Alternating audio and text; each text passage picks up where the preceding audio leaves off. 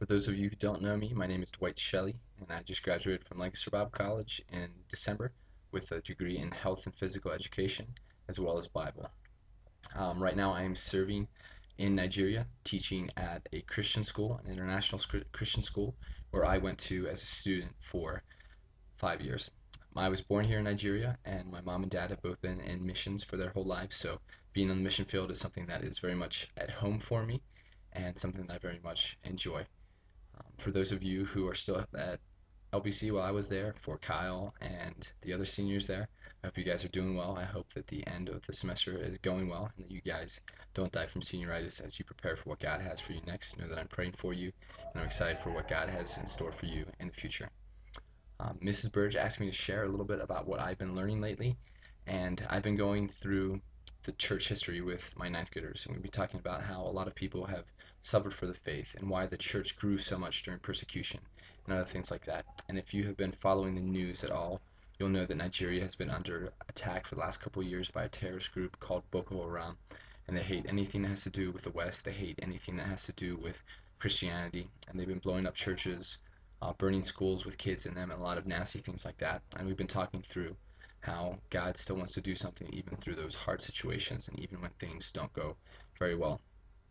It reminds me of Hebrews 11 and kind of the hall of faith that we talk about. So I'm going to read a couple of verses there. It's been when they've been talking about people like Enoch and Abraham and Moses and these other people who have lived a great life of faith. And it's been encouraging to think about that. And when it refers to those people, it says, all these people were still living by faith when they died, and they did not receive the things promised. They only saw them and welcomed them from a distance. And they admitted that they were aliens and strangers on earth. People who say such things show that they are looking for a country of their own. If they had been thinking of a country they had left, they would have had opportunity to return. Instead, they were longing for a better country, a heavenly one. Therefore, God is not ashamed to be called their God, for he has prepared a city for them.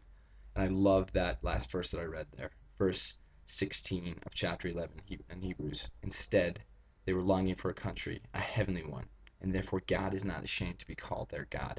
As we think about so many people that suffer for their faith, for people that are going through so many things, and it seems like they got the short end of the stick, I'm encouraged to think that they actually have in store for them something that's so wonderful because God has proved that he loves them despite the circumstances they're going through. You're going to have an opportunity to hear from a wonderful person, my dad, Dr. Dennis Shelley, and I hope that you're able to learn from him because he has lived out what Hebrews has talked about, what Hebrews 11 talks about living by faith, living for a country that is not your own. My dad has served in Nigeria for about 40 years going on. Some of those times have been wonderful blessings, other times have been hard, and he has been a man of commitment, a man of honor, and a man of integrity throughout the whole duration of his ministry.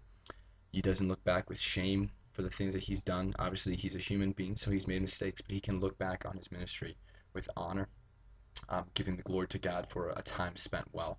So I hope that as you get to know him, and hopefully my mom as well, that you'll get to talk with them and hear from them what God is doing in their lives, and know that you have two people that are standing before you who truly do live out their faith and who truly are committed to the gospel and seeing people come to know Jesus Christ and being willing to pay the cost of what it looks like to send the gospel to those people. So love you, Mom. Love you, Dad. Hi to everyone again at LBC and praying for you as you begin to look towards the end of the semester. Bye.